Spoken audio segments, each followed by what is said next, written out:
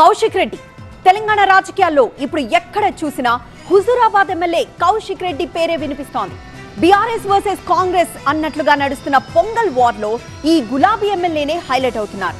ఆయన అరెస్ట్ మొదలు బెయిల్ వరకు అంతా హై టెన్షనే.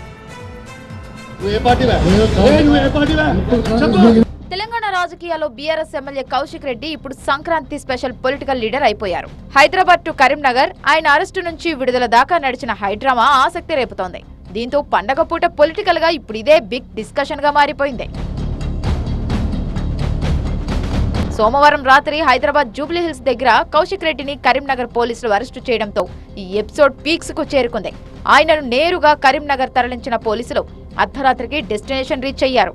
ఇక ఎమ్మెల్యేను మొదట ప్రభుత్వ ట్రైనింగ్ సెంటర్ లో ఉంచిన పోలీసులు ఆ తర్వాత 3 టౌన్ పిఎస్ కు తీసుకెళ్లారు. రాత్రంతా కౌశిక్ రెడ్డిని అక్కడే ఉంచి పొద్దున్నే కరీంనగర్ 2nd క్లాస్ మ్యాజిస్ట్రేట్ ముందు హాజరుపరిచారు. ఇరు వర్గాల వాదనలు విన్న న్యాయమూర్తి నమోదైన అన్ని కేసుల్లోనూ షరతులతో కూడిన బెయిల్ మంజూరు చేశారు. అయితే కౌశిక్ రెడ్డి వ్యవహారం ఈ స్థాయిలో రచ్చ కావడానికి గత ఆదివారం జరిగిన రచ్చే కారణమైంది. కరీంనగర్ జిల్లా స్థాయి ప్రణాళిక సమావేశంలో జగిత్యాల ఎమ్మెల్యే సంజయ్ మాట్లాడుతుండగా కౌశిక్ రెడ్డి అడ్డు తగలడం అగ్గిరాజేసింది. బీఆర్ఎస్ నుంచి గెలిచి కాంగ్రెస్ లో చేరిన మీరు ఏ పార్టీ తరపున మాట్లాడుతున్నారు అంటూ కౌశిక్ రెడ్డి వాగ్వాదానికి దిగడంతో గొడవ షురూ అయింది. మరోవైపు ఈ వ్యవహారంలో కౌశిక్ రెడ్డి తప్పేమీ లేదంటోంది బీఆర్ఎస్. ఎమ్మెల్యే సంజయ్ కుమారే కావాలని రెచ్చగొట్టారని ఆరోపిస్తోంది. ముందు రెచ్చగొట్టింది సంజయ్ గారు. బట్టలిప్పుతా అనే మాట ఆయన ఎట్లా మాట్లాడతాడు? గెలిచి నిజంగా నిజాయితీ ఉంటే నీకు రాజీనామా చేయి, ఎమ్మెల్యేగా రాజీనామా చేసి నువ్వు ఉప ఎన్నికల్లో కాంగ్రెస్ పార్టీ తరఫున గెలిచి అప్పుడు మాట్లాడితే దానికి ఒక శాంటిటీ ఉంటుంది.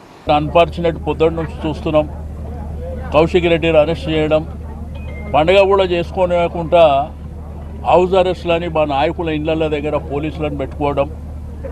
బట్ ఇంత దుర్మార్గంగా పండుగలు చేసుకోవాలంటే చాలా బాధాకరమైనటువంటి అంశం. మరి అరెస్ట్ అయిన కౌశిక్ రెడ్డి బెయిల్పై విడుదలయ్యారు కాబట్టి కాస్త కూల్ అవుతుందా, మరో మలుపు తీసుకుంటుందా చూడాలి.